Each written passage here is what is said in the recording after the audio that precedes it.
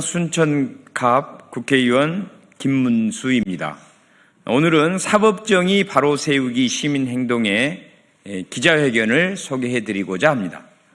오늘 기자회견은 장동혁 국민의힘 대표의 윤석열 전 대통령 체포 방해, 특수공무집행 방해, 그리고 정성호 법무부 장관에 대한 무고 혐의 고발에 앞서 그 내용을 설명드리기 위해 마련한 자리입니다.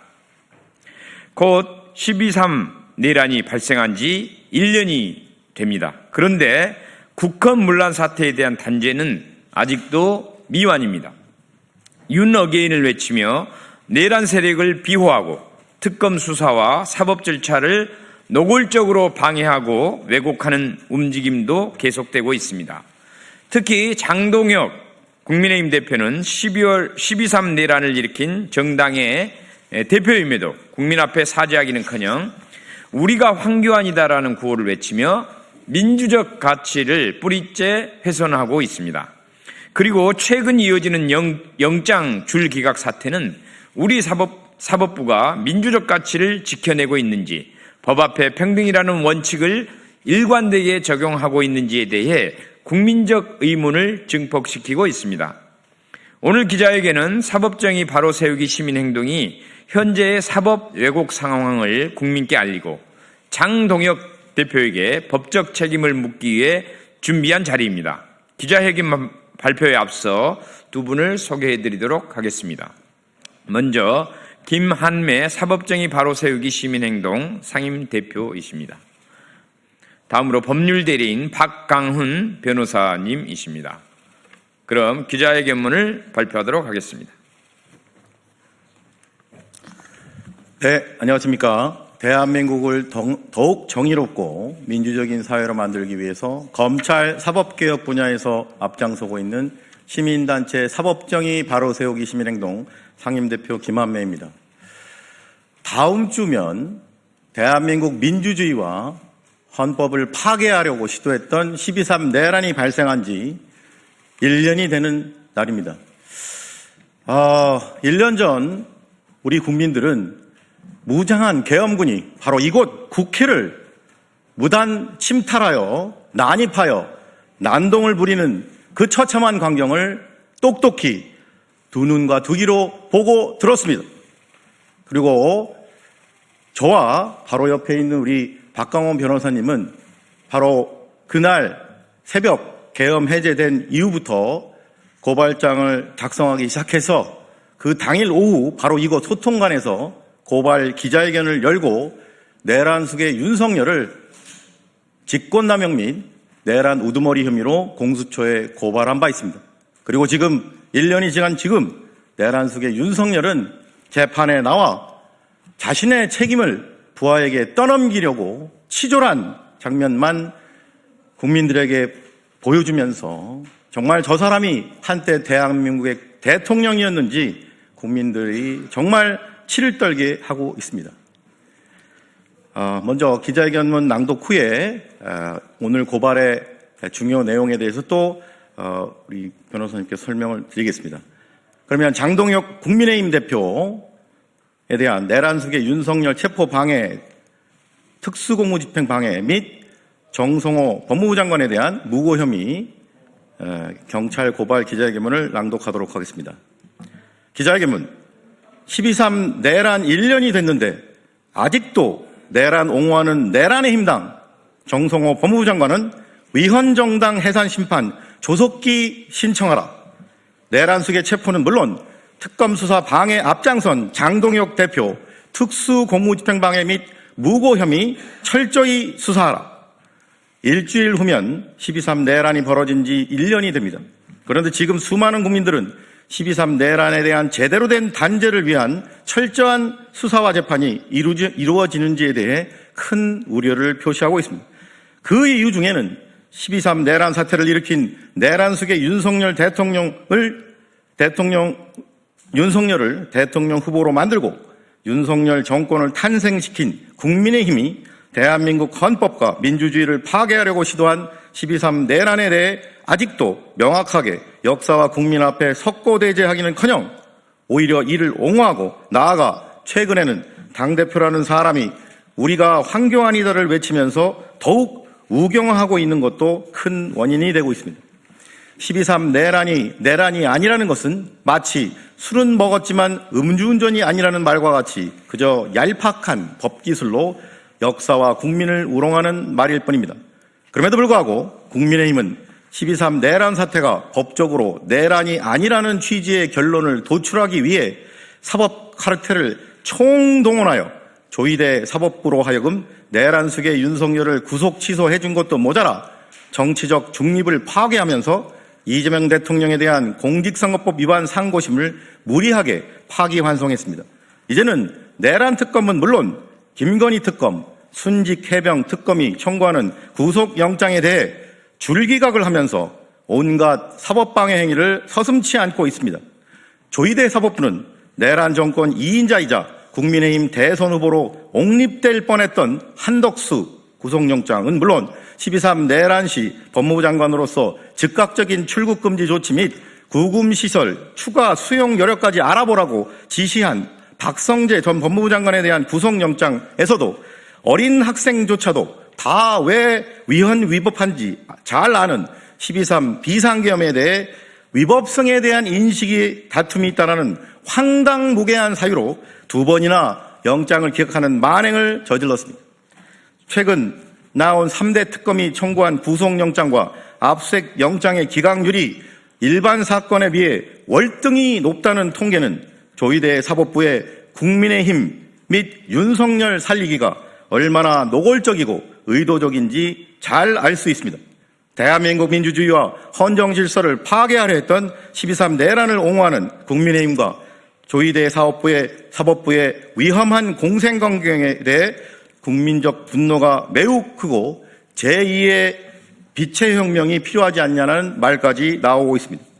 정성호 법무장관은 조속히 대한민국 민주주의와 헌정질서를 파괴했던 12.3 내란을 옹호하는 국민의힘에 대해 위헌정당 해상심판을 신청하십시오. 금일 우리 단체에서는 국민의힘이 날이 갈수록 내란 중요 임무 종사당으로 돌아가는데 앞장서고 있는 장동혁 국민의힘 대표를 내란 수계 윤석열에 대한 체포영장을 2번이나 방해하는 것은 물론 김건희 특검의 통일교 당원 명부 확보를 위한 압수수색 영장 집행도 방해한 특수공무집행 방해 및 그리고 대장동 항소 자재와 관련하여 정성호 법무부 장관에 대한 무고 혐의로 서울경찰청에 고발합니다.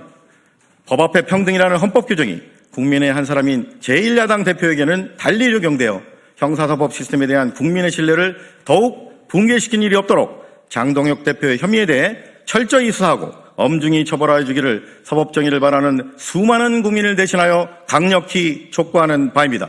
2025년 11월 25일 사법정의 바로 세우기 시민행동.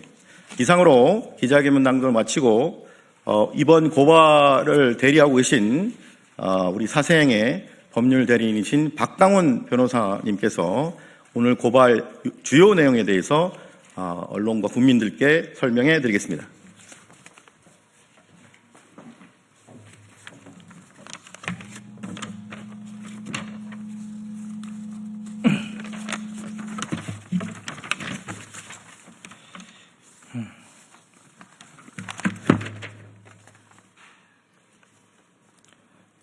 장동혁 대표가 1월 6일과 15일 내란 수사와 관련하여서 법원이 발부한 윤석열 전 대통령에 대한 체포영장 집행 현장에서 소위 인간방패를 자처하며 공무집행을 물리적으로 저지하였습니다.